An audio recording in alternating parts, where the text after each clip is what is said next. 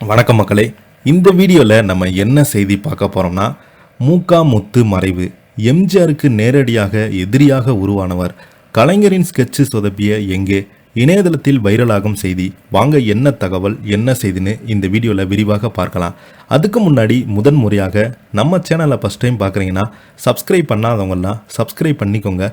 Bell button சிம்லமைக்கி நம்ம சேனலோட நோட்டிஃபிகேஷனை எனபிள் பண்ணிக்கோங்க. நாங்கள் போடுற வீடியோ எல்லாமே உங்களுக்கு உடனுக்குடனே வந்து சேரும்.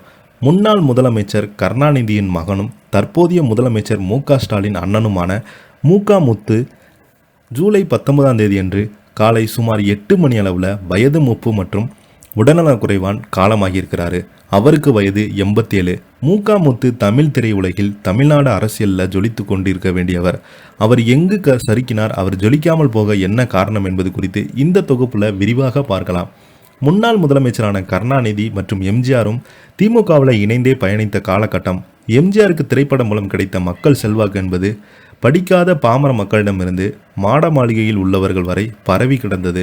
ஆனால் கலைஞர்களுக்கு கிடைத்திருந்த வரவேற்பு செல்வாக்கும் என்பது தமிழ் மொழிக்காக உயிரை கொடுப்பேன் என்பாங்க. அடக்குமுறை எதிர்ப்பவர்கள், முற்போக்கு சிந்தனை கொண்டவர்கள், ஆண்டாண்டு கால அடிமை சங்கிலியை உடைத்தேறிய என்பாங்க. பெரியாரின் திராவிட கழகத்திலிருந்து கணிசமானவர்கள் மத்தியில் மட்டுமே இருந்து கிடைத்தது. அண்ணாவுக்கு பிறகு கட்சி மற்றும் ஆட்சி என இரண்டையுமே கவனிக்க வேண்டிய பொறுப்பு கருணாநிதிக்கு வந்தடைந்தது. அவருக்கு ஆட்சி கட்டிலையும் கட்சியின் தலைமை பொறுப்பையும் யாருக்கு விட்டு கொடுக்க மனமில்லை. அப்படி திமுகவின் தலைவராக மற்றவர்கள் யாராவது வந்திருந்தால் திமுக என்றைக்காவது கரைந்து போயிருக்கும் என்ற எண்ணம் இப்போது திமுக தொண்டர்கள் மத்தியில் பரவலாக இருந்தது. எம்ஜிஆருக்கு அவருக்கும் இடையே தொடங்கிய பனிப்போர் இறுதியாக எம்ஜிஆர் அதிமுக என்ற கட்சியை தொடங்கியது போய் முடிந்தது. இந்த பனிப்போர் காலத்தில் தனது மூத்த மகன் மூகா முத்துவை தனது கதை திரைக்கதை வசங்கள் மூலம் உருவான படங்கள் தான் கதாநாயகனாக அறிமுகம் செய்த அந்த படங்கள் அவரை தயாரிக்க செய்தார்.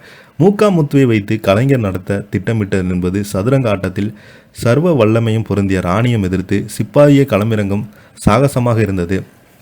இந்த ஆட்டத்தில் வென்றது என்னவோ எம்ஜிஆர் தான். கலைஞனுடைய திட்டம் இங்கு எடுபடலை.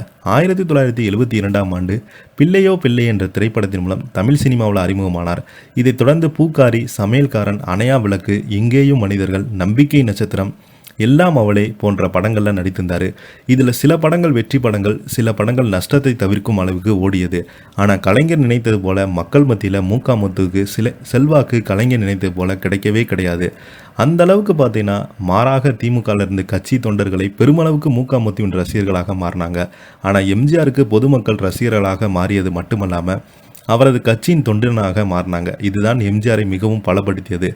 அதே நேரத்தில் அரசியலில் முழு மூச்சாக களமிறங்கி நினைத்து மூகா முத்துவை சினிமாவிலிருந்து மடைமாற்றி விட்டதால் என்னவோ மூகா முத்துவால் ஒரு அளவுக்கு மேல் மக்களிடம் செல்வாக்கை பெற முடியலை. ஒரு கட்டத்தில் முன்னாள் முதலமைச்சர் கருணாநிதி மற்றும் அவருக்கிடையே ஏற்பட்ட பிரச்சனையால் திமுகவின் நேரடி அரசியல் எதிரான அதிமுகவில் சென்று இணைந்து கொண்டார்.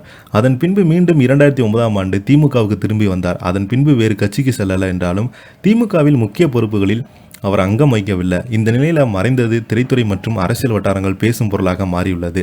இதை பற்றி நீங்கள் என்ன கீழே உள்ள கமெண்ட் பாக்ஸில் மறக்காமல் பதிவிடுங்க. நன்றி, வணக்கம்.